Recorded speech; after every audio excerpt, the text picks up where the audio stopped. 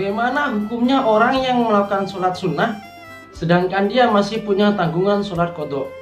Maka hukumnya orang melakukan sholat sunnah seperti ini perlu diperinci terlebih dahulu. Ada kalanya hukum sholat sunnah tersebut berhukum sunnah, ada kalanya berhukum haram. Kita bahas yang pertama dulu. Hukum sholat sunnahnya orang tersebut tetap berhukum sunnah ketika sholat qadha-nya tadi atau sholat fardu yang pernah ia tinggalkan itu disebabkan uzur. Jadi ketika kok sholat qadha-nya itu disebabkan oleh uzur, loh kok dia melakukan sholat sunnah, tidak melakukan sholat qadha-nya, maka hukum sholat sunnahnya tetap berhukum sunnah, dan menyegerakan untuk mengqadha sholatnya itu juga berhukum sunnah. Kemudian kita bahas masalah hukum sholat sunnah yang haram.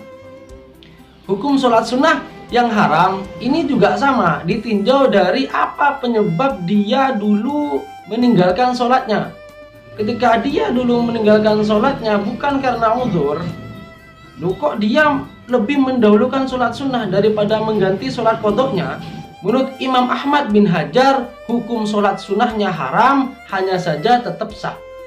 Sementara menurut Imam Zarkasi, hukum sholat sunnahnya haram dan tidak sah.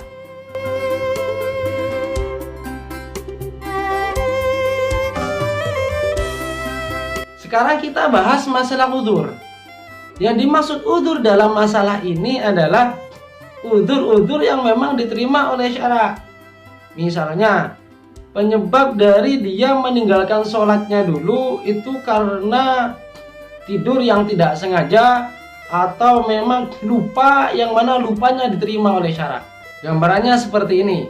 Misalnya ada orang yang tidur di waktu zuhur, dia sudah sholat zuhur, kemudian jam 2 dia kok tidur dengan keyakinan ketika nanti masuk waktu asar dia akan terbangun dan melakukan sholat.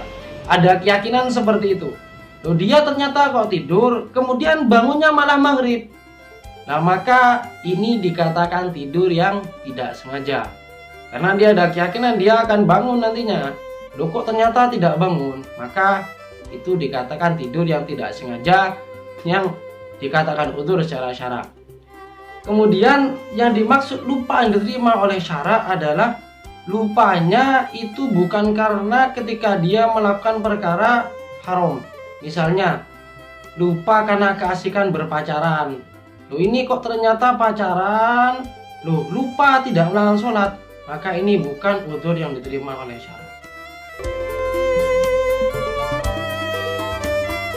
Kesimpulannya adalah seseorang yang mendahulukan sholat sunnah sementara dia masih punya tanggungan sholat qadha, maka hukum sholat sunnahnya tetap berhukum sunnah ketika sholat yang dulu pernah ia tinggalkan itu disebabkan oleh uzur, maka hukum sholat sunnahnya tetap sunnah dan sah.